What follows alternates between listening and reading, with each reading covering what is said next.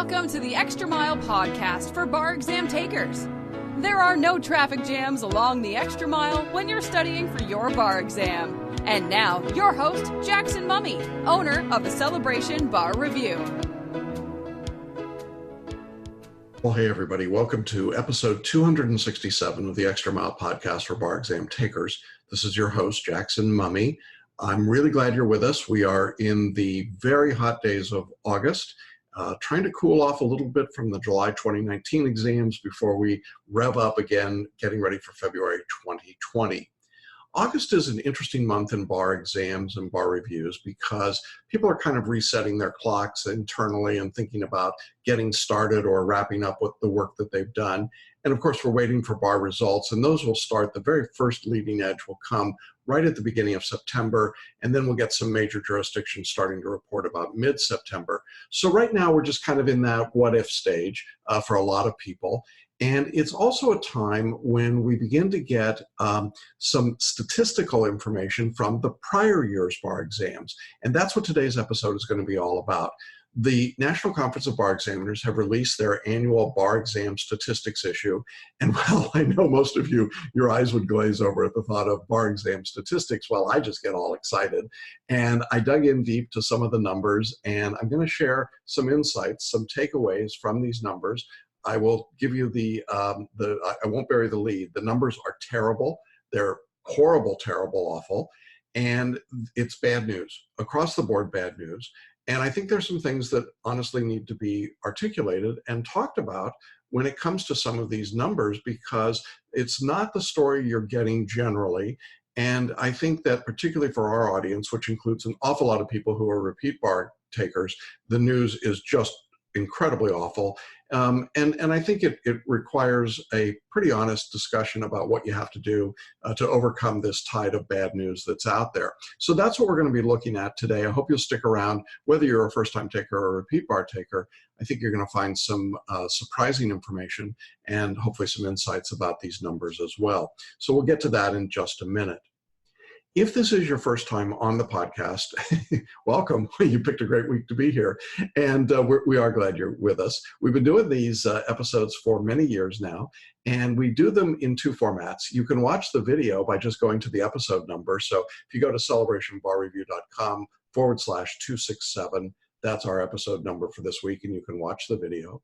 Or if you prefer to listen to your podcast, you can do that on Apple Podcasts, on iHeartRadio, on radio.com, on Spotify, lots of different places, virtually any place that podcasts are syndicated. And we also have our entire archive of episodes on our website. Just click on the case studies button and you'll see a tab for podcasts, and you can check those out as well. And on both the audio and video versions, we've got all of the show notes, and I will link to all of the supporting data today that we're going to put into this episode. So if you're feeling like already, oh my God, numbers, I'll give you a place that you can go check that out. Now, as always, we want to let you know that this episode of our podcast is brought to you by our all new, very exciting webinar that we've got. It's called Do Something Different. Make the next bar exam your last bar exam. The reason I'm so excited about this webinar is we've been doing it for a long time, and we just recently updated the entire webinar, added a whole group of brand new case studies from our students talking in their own words, in their own voice, about what they did differently in order to pass the bar exam. If you're a repeat bar taker, you absolutely need to join us for this free webinar. It's an on-demand webinar, but you do need to register, and you can do that by clicking on the button on the show notes page for this podcast, or by going to celebrationbarreview.com/webinar. So celebrationbarreview.com/webinar.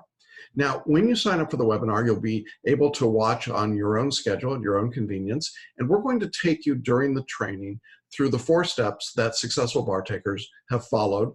And we're going to show you step-by-step what you need to do, and we're going to supplement, as I said, all along with comments and instruction from our existing students who have been successful. We tried to focus primarily on people who were retaking the exam. I think that'll be more obvious to you after you get through this episode when we look at retakers. But I really want you to know that it is possible to be successful on the exam. And in this webinar, we're going to show you exactly what to do. And it's going to be probably some of the most valuable time you could spend if you are getting ready for the 2020 or later bar exams. Now, if you took the exam in July 2019 and you don't feel good about your results, well, I would still encourage you to watch this webinar simply because it may help you understand and explain part of what's going on in the bar exam and why you might not have been successful. So again, it's on-demand scheduling, but you've got to go to celebrationbarreview.com/webinar. Make sure you check it out. It's do something different, make the next bar exam your last bar exam. All right, I don't want to keep you waiting any longer. I want to dive into these numbers and statistics. I think that they are significant and they are certainly worth taking a deeper dive. Well, today we're going to take a look at statistics. And if you're like me, you probably got into law to avoid things like numbers. So I know that this is not everybody's happy spot. And in truth, the numbers that we're going to talk about are not particularly happy numbers. So I'm not expecting this to be an uplifting and inspiring episode. I'll just give you that warning right at the beginning. But this is information that I think you need to know if you're taking the bar in the near future. Now, the impetus for today's discussion comes from the annual statistics information that's released by the bar examiners, the National Conference of Bar Examiners. And it's really fascinating information. It is a treasure trove of detail and information. And in some cases, it's information that we can't get anywhere else. Some of the states themselves don't release these numbers until the NCBE releases them. We're looking at you, Florida. And so it's really fascinating to see what the underlying numbers are, what's going on when it comes to not only the results in 2018, that's what this statistical review was, but also the updated TenYear report of passing rates and statistics, and they are stunning as well. The summary that I want to share with you right now is that the pass rates, both in 2018 and over the past 10 years, continue to fall dramatically. There is virtually no jurisdiction where pass rates went up. I won't say zero, but maybe one or two. But virtually every jurisdiction, including all of the major large jurisdictions, went down in pass rates, both in 2018 and as part of a 10-year process. And we're going to highlight some of those states, not all of them, and we will link to those additional reports so that you can check it out for yourself. Now, what I've tried to do in thinking about how to present this material is to break it into several observations that I've got after spending a long time digging through these numbers, highlighting them, thinking about them, talking with my team about them, and trying to get a general sense. So I want to begin with some overall numbers, and then we'll break it into some takeaways that I've got after looking at the numbers. Let's start by looking at all bar takers for February and July of 2018. So if you took the bar exam in 2018, here are the numbers overall, all of the jurisdictions in the United States, including U.S. territories. There were just over 68,000 takers of the bar exam in 2018. That number has gone up slightly over the past couple of years. I think the trend that we saw of a decline in registrations in law school is now reversing, and we're seeing more people take the exam. So we had 68,000 bar takers in 2018. The overall pass rate, 36,887 of those people passed. Now here's the first number that I think is significant. That gives us a 54% overall pass rate. Now, that number is significant because we are now looking at one of the lowest overall pass rates that we've seen in the history of the multi-state bar exam. 54%, just barely over half of the bar takers in the United States and territories passed their exams in 2018. So if you're one of the people that did not pass, well, you're in a minority, but not much of a minority. And frankly, if you're trying to put this into perspective, and I know some of you may have taken the bar exam in the 70s or 80s or many years ago, it used to be that the overall pass rate was somewhere in the 70s and 80 percentile. So that's I think a relative sense of how far the numbers have come down and how low that overall pass rate is. Now, we can break it down a little bit further. That was February and July of 2018. If you were a February 2018 bar taker, there were a little over 21,000 people that took that exam. Just under 9,000 passed, which means that the February pass rate across the nation was 41%. So in February of 2018, in fact, more people failed the exam than passed the exam. So 59 to 41% failed the exam in February. Now that's not a surprise because February bar takers generally have more repeat bar takers than July. And so it's not surprising, but the number is still quite low. If you were a July 2018 bar taker, and this would include most of the first-time takers from traditional law school programs, now the numbers are a bit more favorable. There were 46,000 and change bar takers, and nearly 28,000 of them passed. That's a 60%, 60 pass rate. That's not a good number, but it's certainly better than what we have in February. So you'll notice we've got almost a 20% change between the February and July pass rates. Now, the question that I get asked all the time is, well, given those numbers, shouldn't I sit for the July exam? And the answer is no. Those numbers don't reflect the difficulty of the test. They reflect the makeup of who's sitting for the exam.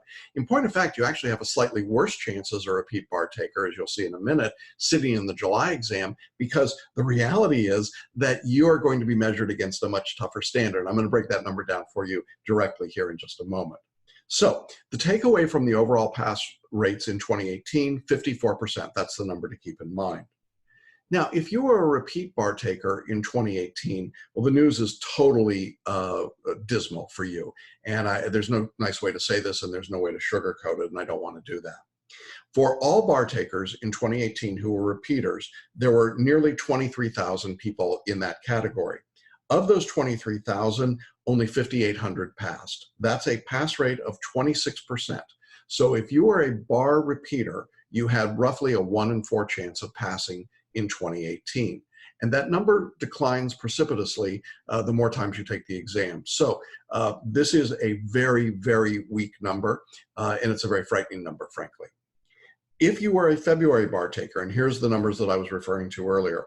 In February of 2018, if you were a repeat bar taker, there were 12,500 repeat bar takers. Of those, 3,500 and change passed. That's a 29% pass rate. Okay, now in July of 2018, for repeat bar takers, there were just over 10,000 of those individuals, and 2,275 passed. That's a 22% pass rate. So again, let's put it in perspective. If you're a repeat bar taker, 29% pass rate in February. If you're a repeat bar taker, 22% pass rate in July. So when you hear that question of, should I take the February or July exam, it would feel like because the overall pass rate is higher in July, you should sit for July. But as you see, if you're a repeat bar taker, it's actually the opposite. February is the better exam to take. So the first takeaway I've got for you is that if you're a repeat bar taker, sit for the February exam if you possibly can. It is the better exam for you because you're being measured against a qualitatively less successful audience. So are those good numbers? Of course not. Are they sobering numbers? Yeah, I think so. And they are the first set of numbers that I think we want to keep in mind. All right. The second set of numbers that I think we want to look at is with respect to the 10-year rates. And we'll come back to 2018 in a minute, but I want to look at 10-year pass rates for just a minute by some significant states and kind of give you a sense of what's happened going back from 2009 to 2018. Now, again, these are the statistics given to us from the national conference. The first state I want to look at is one of our favorites, California. And in California, it is truly staggering. The pass rate has never been good there. But if we go back 10 years ago, the overall pass rate in California was 49%.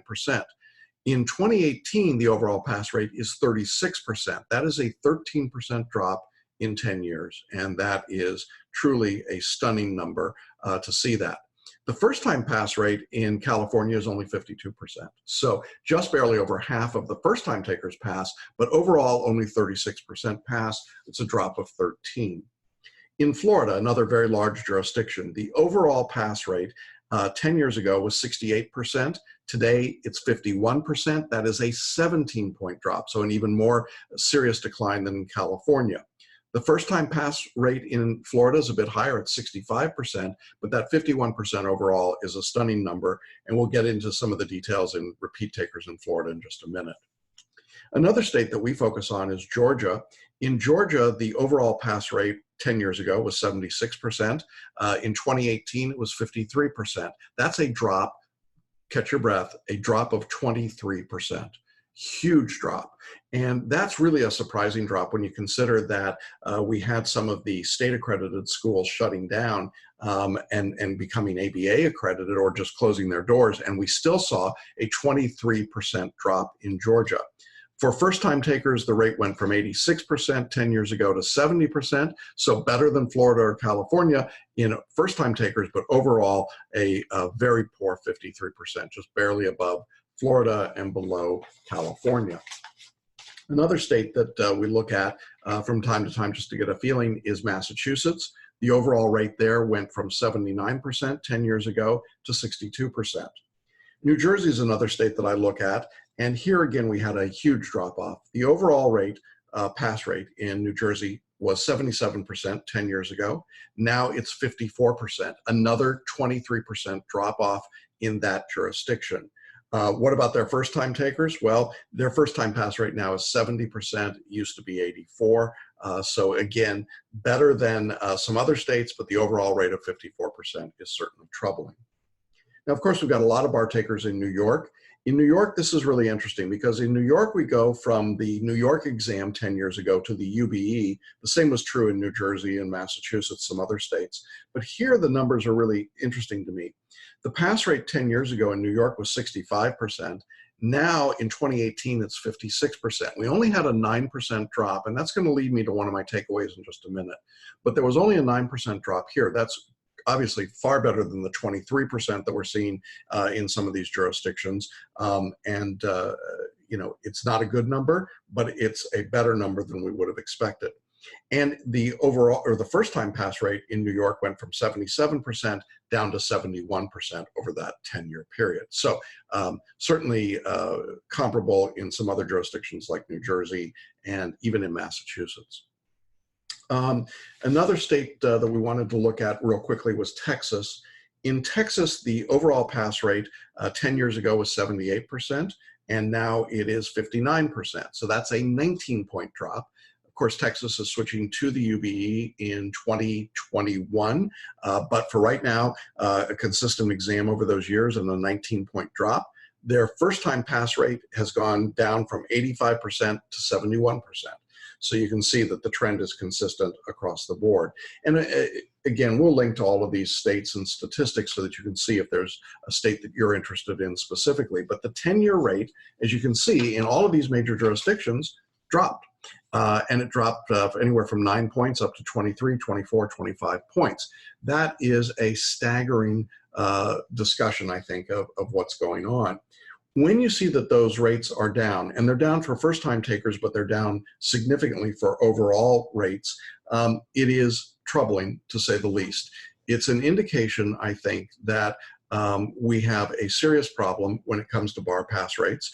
That's a 10-year look. If we went back 20 years, the numbers would be even more staggering. One of the takeaways that I've got looking at these 10-year pass rates, however, is that the uniform bar exam may be something of a leveler.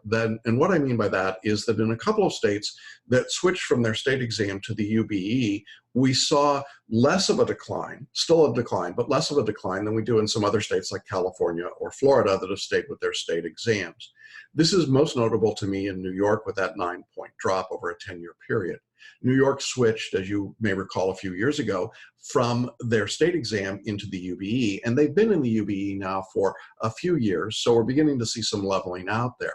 So my second big takeaway from these numbers, I don't think will be any surprise to those of you that are regular listeners of the podcast, is take the UBE. I don't know what else to say about it. Take the UBE. If you have a choice and you don't have to sit in Florida or California or Georgia or Texas right now, don't do it. Go take the UBE. It's a much better test. It's a more equitably designed test. It's a test that gets better scores, and it certainly has more portability. And I just think it's so much more effective. Now, it's interesting. Right now, there are 28 jurisdictions that are administering the UBE as of 2018, and now there are a few more that are being added in 2019. In 2019, North Carolina, Rhode Island, and Tennessee began administering the test, and Illinois and Maryland started in July of 2019. And then we've got in 2020, Arkansas will be joining the group. And then Ohio will come along in July 2020 and Texas in February of 2021. So that's a good range. The other interesting part about the UBE is that you now have 5 jurisdictions in which a 260 is the passing score. You've got most jurisdictions at 266. There are 9 of those. And then there are 8 jurisdictions at 270, and you go all the way out to 280.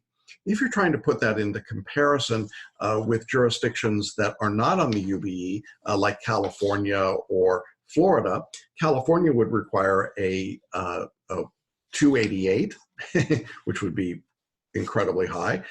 Florida would require a 272. Georgia would require a 270. We don't know what Texas is going to do yet. They are switching, but they've not announced what their score will be. We suspect it will be in the 266 to 270 range. I'm guessing more like 270. But the point is that there's a range of scores that work, and if you've got the opportunity to take the UBE, you should absolutely do it. I think that having that option available to you wherever you sit for the exam. If you get a 260, you should be able to waive into most of these states. Now, there are requirements. If you're coming out of a non-ABA accredited school, you're a foreign trained attorney, you've got some restrictions, and you need to check into that before you go too far down that road. But if you went to an ABA approved law school, you can sit for the UBE in any of the jurisdictions in which it's being offered. And if your score is 260 or higher, you're going to have the opportunity to waive in to these other jurisdictions. And we certainly saw that in New York. We're beginning to see it in some of these later arriving jurisdictions like New Jersey, Massachusetts, Illinois, and some others. And it's a good test. The other thing I can tell you about the MBE that's important is that I'm sorry, I said the MBE, but the UBE, so many initials. In the Uniform Bar Exam, the scoring is weighted this way. Half of the score comes from the multi-state bar exam. That's the 200-question multiple choice exam. 30% of your score comes from the 6 essay questions, and 20% comes from the performance test. So I think it's a really well-balanced exam. And in an upcoming video, we'll be talking about the report from the testing task force of the National Conference of Bar Examiners. This is a longitudinal study designed to ask what's right and wrong about the bar exam. And one of the interesting early findings was you need more things like the performance test and more essays and fewer multiple choice questions. So interesting to me how that is set up. But the scoring here, I think, is certainly more equitable than it is in other jurisdictions. So my second takeaway is take the UBE. The third thing that I think we want to look at is just looking at pass rates from individual jurisdictions. What's happening and what should you do if you're a repeat bar taker specifically? And I want to just focus again on some interesting in a clinical way, but really sad numbers as to the pass rates, particularly for repeaters in some of these jurisdictions in 2018. So here's what I can tell you. In California in 2018, repeat bar takers had a 20% pass rate. Let that sink in for just a minute. 20% in California. In Arizona, repeat bar takers had a 22% pass rate. In Alabama, it was 14%. In Connecticut, 22%. In the District of Columbia, and this is significant, it was 37%. I like the District of Columbia. It's a UBE jurisdiction. I think it's one of the few where you've got a legitimate shot. Florida was a shock. And I'll tell you that first of all, the repeat pass rate for Florida in 2018 was 22%. Now, the reason this is a shock is that Florida does not report at the time of the exams what the repeat pass rate is. They only give a first-time taker pass rate, and you have to sort of work back in and try and figure out where you think the pass rate is. I thought it was around 25%. I was actually too optimistic. The numbers in Florida are staggering. It was a 24% pass rate in February and a 20% pass rate in July, and the overall was 22%. That is an extraordinarily low number. In Georgia, the repeat pass rate was 25%. In Hawaii, it was 29%. In Illinois, it was 36%, a little better, but they're switching over to the UBE. In Maryland, repeat bar takers had a 32% pass rate. In Massachusetts, 24%. Again, a relatively low number. When we, let's see, take a look at a few others here. In Minnesota, the repeat bar taker pass rate was 39%. So again, a little better. Missouri, 31%. Nebraska, 31%. I'm taking some UBE jurisdictions here. New Hampshire, another UBE jurisdiction, only had a 19% pass rate for repeat bar takers.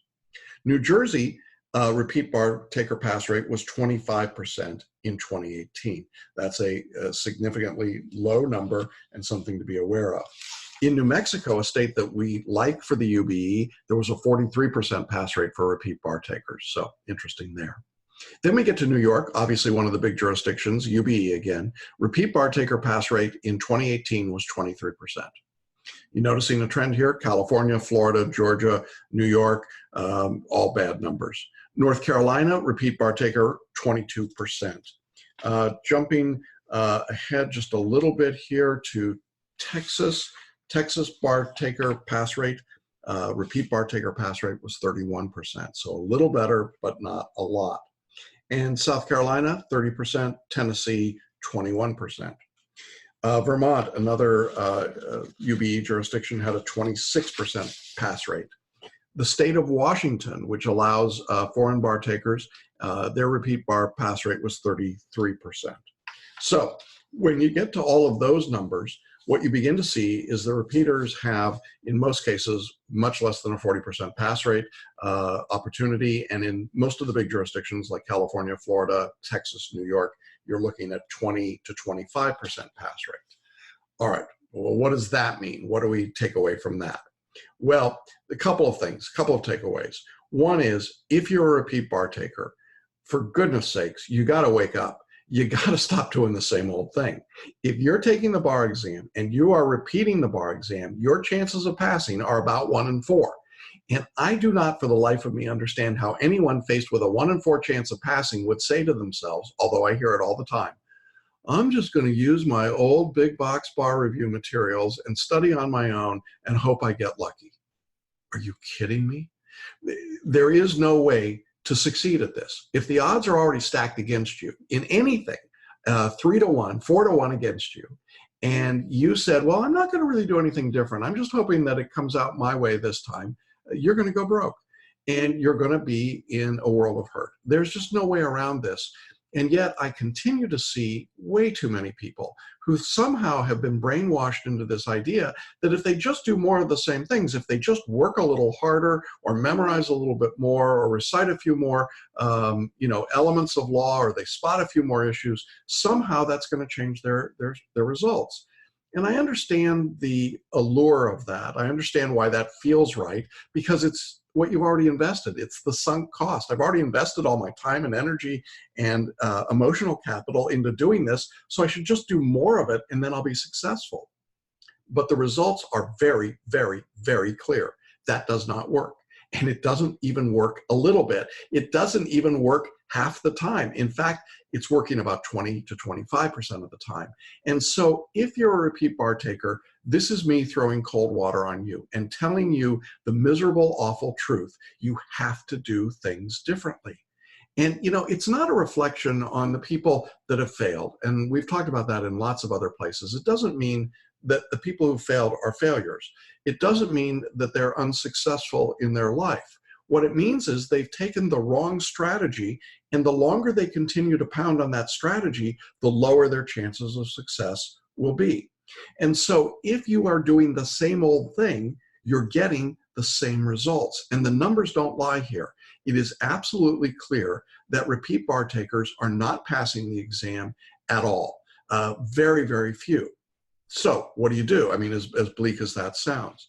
Well, there are courses like Celebration Bar Review that focus on repeat bar takers, and we do much better than these repeat bar numbers. We help people succeed. That's why we tell their stories. And you can go to our case studies and you'll see, as I'm recording today, probably 80 or so interviews and hundreds of comments from students who were repeat bar takers who passed their bar. But they did it by doing things differently, not by doing the same thing over and over and over again. And so I think one of the big takeaways of these numbers is that if you are living in the delusional view that you can simply show up and do what you did before and somehow the numbers will move in your favor, then I think you need to sit down and look at these numbers again, because they're really very clear that that's not happening. And the trend is moving away from you. In other words, the numbers are getting worse, not better. When we look at the 10-year rates, they're getting worse, not better. Repeat bar takers are doing worse in 2018 than they did in 2017 or 2016. Those numbers are declining dramatically. And because of that, you have to take dramatic action in order to be successful. Now, I think the dramatic action that you want to take is manageable. It's out there. It's a different style of learning. It's a different style of writing your essays. It's a different style of answering multiple choice questions. Is that frightening? Sure it is, because it's something different. But the reality is that our students pass because they do something different, while most people that are repeating the exam continue to fail over and over and over again. And so I know it's disheartening and discouraging, but it doesn't have to be the end of the road for you. It's simply a recognition that it's time to make a switch. And it doesn't mean, I think as significantly, it doesn't mean investing tens of thousands of dollars more. We've got a very affordable program for as little as $97 a month that will resolve all of those study issues for you. So it can be done, and it can be done in a very favorable way. And I invite you to contact us and reach out to us if you're in that position. But really, you just can't keep doing the same thing. And that's why we've named our free training webinar, Do Something Different. That is literally what we've found. I've got one final takeaway from this first set of big numbers that we're getting out of 2018 and the 10-year results. And I think it really sort of ties into what I was just talking about doing something different. And that is that the traditional big box bar reviews, you know, the companies that prepare most everyone that takes the exam, they're not doing a very good job these days. I mean, the overall pass rates, to go back, as we said, in 2018, the overall rate for all bar takers was only 54%. When you look at the repeat bar taker rate, it was only 26%. Now, the big companies prepare 90% plus of all the bar takers in the country. You can do that math. If they're preparing 90% of the bar takers and only 54% are passing, something is wrong. And certainly when we get to preparing 90% of the bar takers and only 26% of the repeaters are passing, it's very clear that the big box bar review is not appropriate for a repeat bar taker. Now, I don't have anything against these companies. They're certainly entitled to make their millions and millions and tens of millions of dollars.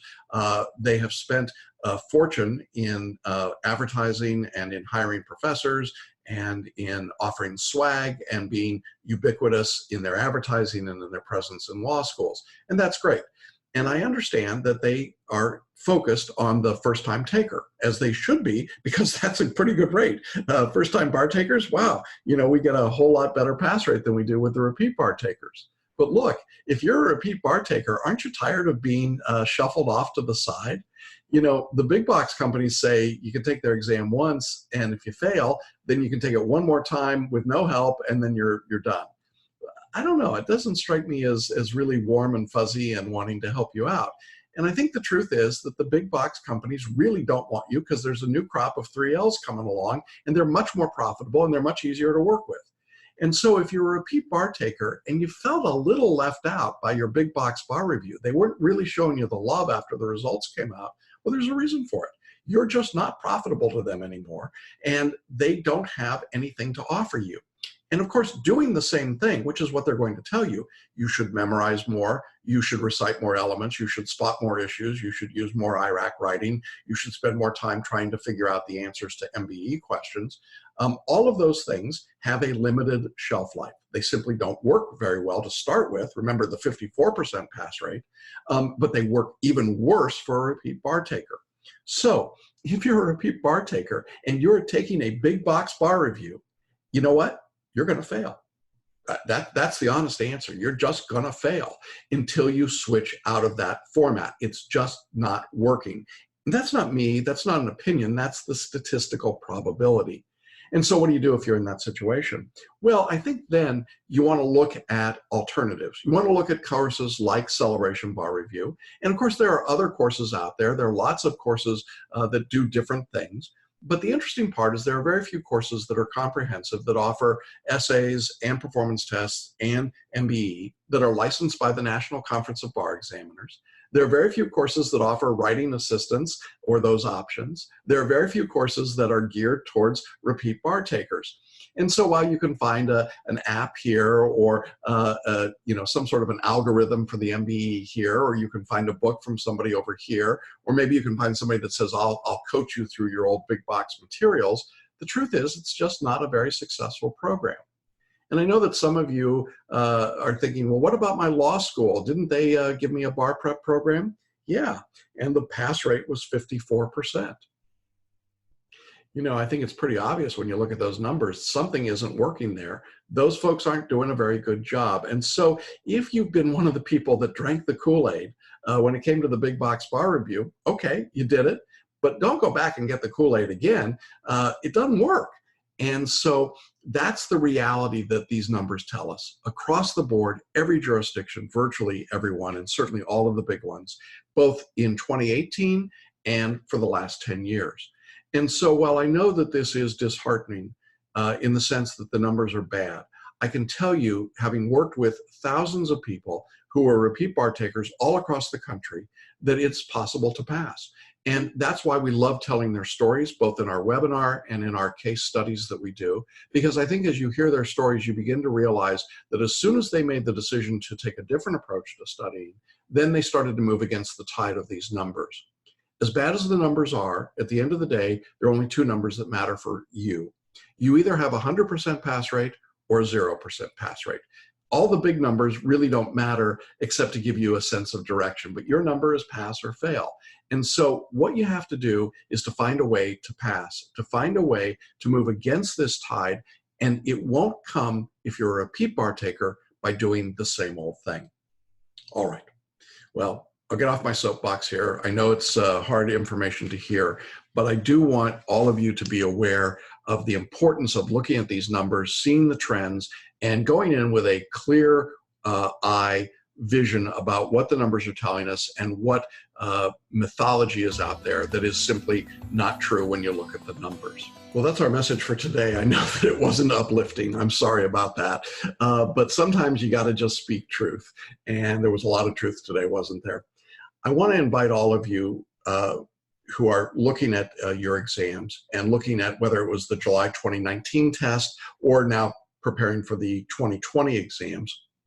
A couple of things. One is I'd love to talk with you about your exams and what's coming up. We're going to link to an opportunity for you to have a free consultation with me to talk about those exams. But the other thing that I want to do is to remind you again of our free webinar, how to make the next bar exam your last bar exam. Got to do something different. The link is on the show notes, or you can go to celebrationbarreview.com/webinar. It's an on-demand webinar, so you'll be able to schedule it for the day and time that's most convenient for you. But please don't miss out. It's really your best opportunity, I think, to move against these numbers that you've just heard about. Now, in next week's episode of the podcast, we're going to come back and look at something that's really interesting. It's called the Testing Task Force. This is their first report. It's a survey and study that's being done by the National Conference of Bar Examiners. They've released the first part of 3 parts of looking at different stakeholders in the testing process. And it's an interesting study with some interesting feedback and no real firm directions yet, but kind of a curious group of information that they got from different groups about what should be done, what's working and not working in the bar exam today. I think for anybody that's actually a bar taker, most of this will not come as a surprise to you, but apparently it's a surprise to most of the people out in the larger world and those who are in the practice of law. So we'll take a deep dive on that next week. And in the meantime, we hope everybody has a good week. Hope that those of you waiting for exam results get on with your lives and can go do other things for a while.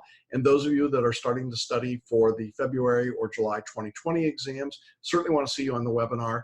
But also that you get started with your studies as soon as possible. An early start makes a big difference. And for everybody else, thanks for being with us, and we'll see you next week along the Extra Mile.